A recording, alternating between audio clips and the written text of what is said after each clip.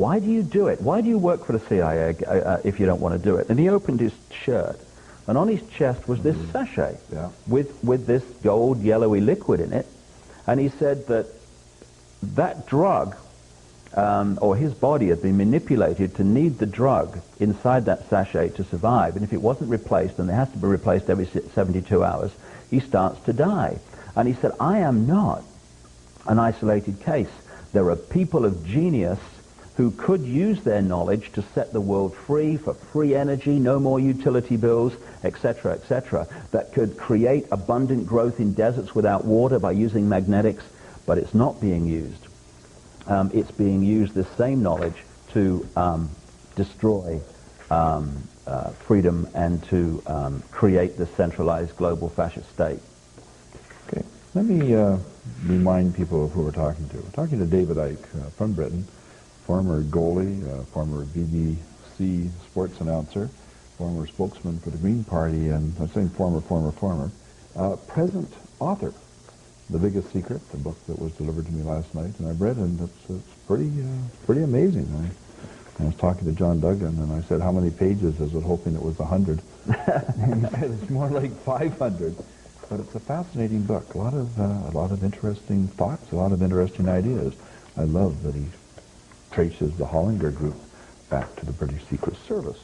Now, I just need to find some glasses for a second, because if you want more of David, he's going to be on with John Pfeiffer on CKST. We're going to come back and talk to him some more here now, but he's going to be with John Pfeiffer of CKST Radio 1040 on your radio dial at 10 to 11 tomorrow, I believe. And that number is 280-1040 if you want to phone them. But he's also going to be at the Vogue Theater on Sunday, March 19th. He'll be speaking from 10 to 5:30 p.m. I have sympathy for you because I spoke for 6 hours at a different seminar at the Vancouver Public Library last Saturday. Tickets are $45, but you can get them from Ticketmaster, 280-4444. So go get yourself a cup of coffee and set your VCR. You might find this interesting, and you can even watch it again at 1 o'clock and 11 o'clock tonight.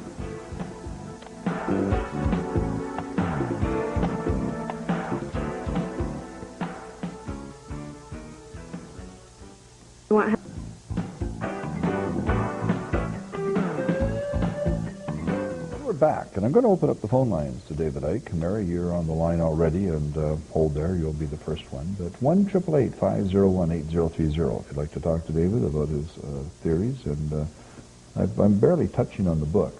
We want people to go buy the book, and you're going to have a book signing, Granville Books, 1 o'clock Saturday. On, I can't remember the address of Granville Books. I think it's Granville Street. 850 Granville Street. Right. You'll be there Saturday from 1 o'clock to 1 o'clock, 3 or something, and if somebody wants to go and see you for nothing, you don't have to pay $45 to get to Ticketmaster. And also this afternoon, you've got a press conference at Future Beyond Intelligence. Yeah. Rather intriguing store. Yeah, it is. 1463 Robson. I went in there one time for an opening of a computer software program.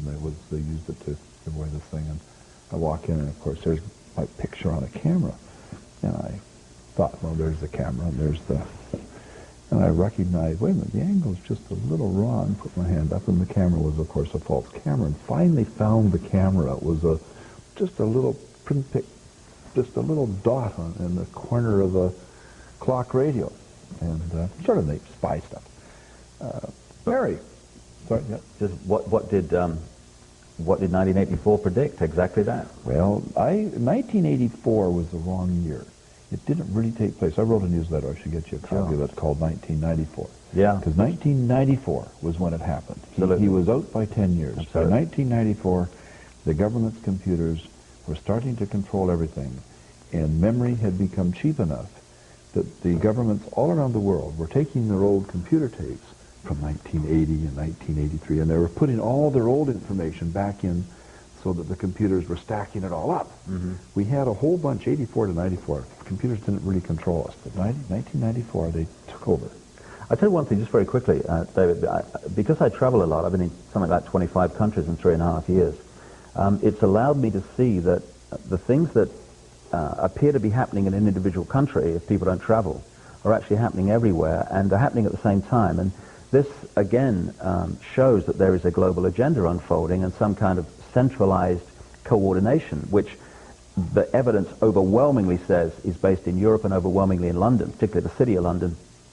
which has been an epicenter of this network for a very, very long time. But it's amazing when you go into a country you've never been in before, and you see the same legislation being introduced, the same scams being played, and the same agenda unfolding, which shows that it's not just happening in one country, it's happening everywhere at the same time. But not just McDonald's and Kentucky Fried Chicken. Mary, your turn. Yes, I look forward to reading the book that your guest has authored. I haven't read it yet. I have a question to ask. On the back of the American $1 bill, I believe there's the inscription in Latin, and translated into English, it says New World Order.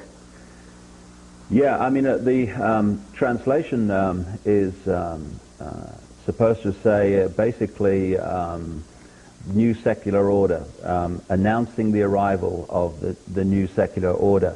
And that symbol, if anyone looks at a dollar bill, of the pyramid with the capstone missing, is an ancient symbol used by this Illuminati, illuminated ones, illuminated into knowledge that the general public does not have. And there is a secret language, which I talk about in The Biggest Secret, and will reveal in some detail on Sunday, which when you know what it is, you start to see it everywhere. For instance, British intelligence, their symbol is a pyramid with the capstone missing. You look at even, I mean, I know this may sound bizarre and extreme, but you look at the evidence. Dealey Plaza, where Kennedy was shot, when you look at the street plan, it is a pyramid with a capstone missing. And that's another area of Dallas that this Illuminati has held to be sacred, Dealey Plaza. The first Freemasonic temple in Dallas was there. But the key symbol of the Illuminati, for reasons that I explain in the books, that comes up again and again, is the lighted torch. And what have they put on Kennedy's grave? The lighted torch.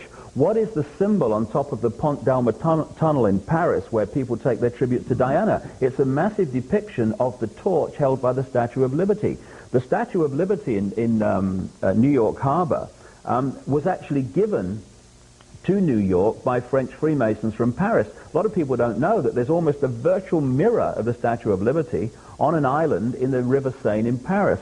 And that classic woman holding the flame, while Americans believe, because for understandable reasons, that's a symbol that America is free, in truth, that's an ancient symbol of this Illuminati. What that's actually saying is, we run the show, we're telling you, but because you don't know our secret language, you can't see it. It's all around us, but you need to know the code to see it.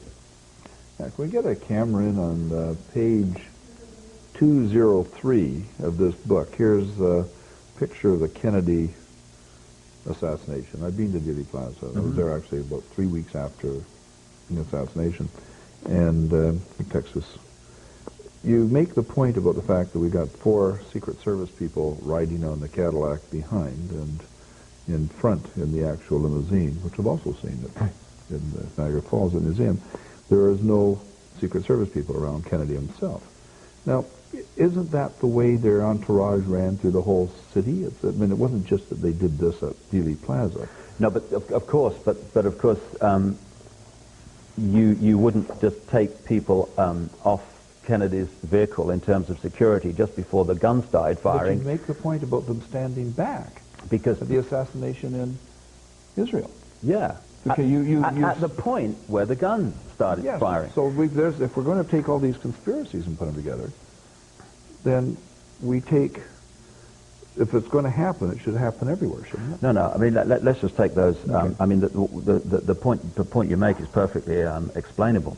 First of all, there's a guy called Fletcher Prouty who used to work at a high level in America with the various intelligence agencies and stuff. And he once said something very profound. He said, if you want to know who was involved in an assassination, look at who had the ability to remove the security at the key time and use that ability, that power.